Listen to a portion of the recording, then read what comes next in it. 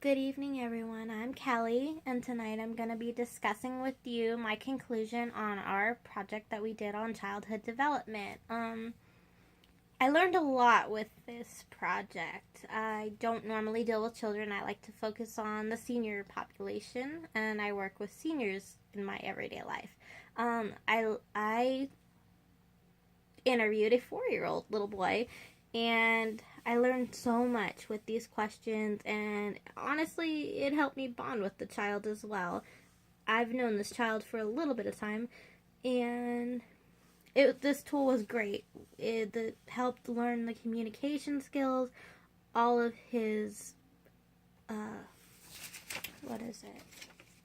Problem solving skills, his motor skills, so many things. And there was a lot of projects that we could do, little activities such as putting a puzzle together. That was fun.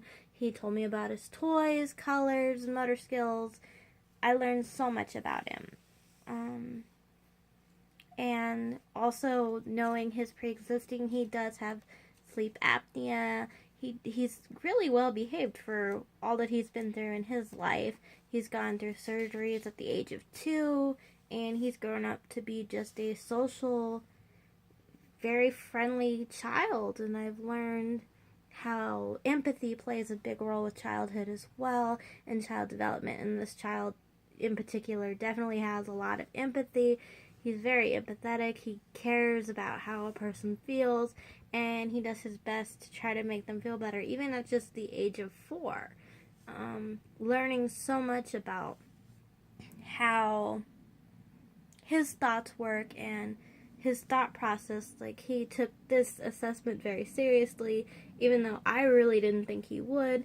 And though a couple times his attention span went away from the project, it was still an interesting thing to see how his thoughts were once we got him back to focusing on the assessment and wanting to be a part of the assessment. He also seemed to like the attention that he was getting from me with the assessment, even though it was actually work. I think this particular assessment is a good tool to use, especially with children, depending on their age. You can learn a lot about their thinking skills, their motor skills, their problem solving. Problem solving is so important in life, as it is even as a teenager to an adult. Seeing what a 4-year-old can do with problem solving is just amazing, and it's beneficial. And it also shows the parents what they might need to teach their child if there's more things that they need to be taught if they're not quite there yet. Overall, the child that I interviewed, his developmental skills seem to be right on point. He's got it all down. The child I interviewed also does not have any hearing problems, and there isn't any genetics of deaf in his family or any hearing or behavioral problems in his family either. My favorite part of this, besides the problem solving, was the personal and social aspect of the assessment. He knew his first and last name, his gender, but the best part for me is he did not know what city he lived in. He knew he lived in Nevada, but he had no idea what the city was. So his mother laughed a little, and now she put it in his head that he's in Las Vegas, Nevada.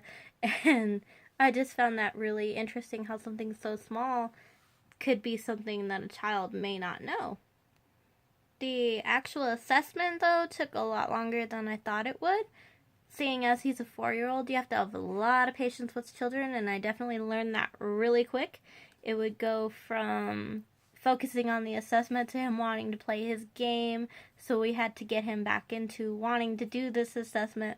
But it was definitely an experience for me. I've never worked with children, and it's definitely given me an eye-opening decision of maybe later down the road working with children. My biggest fear is living in Las Vegas. There's a lot of abuse that goes on, and I don't think I could deal with hearing about a child being harmed or seeing a child being harmed. I'm not sure how I could emotionally deal with that, but working with children with this project at least was a lot of fun, and definitely was something that opened my mind to the idea of maybe working with children down the road. Seeing as I work with seniors as it is, it's almost like working with a child at some points.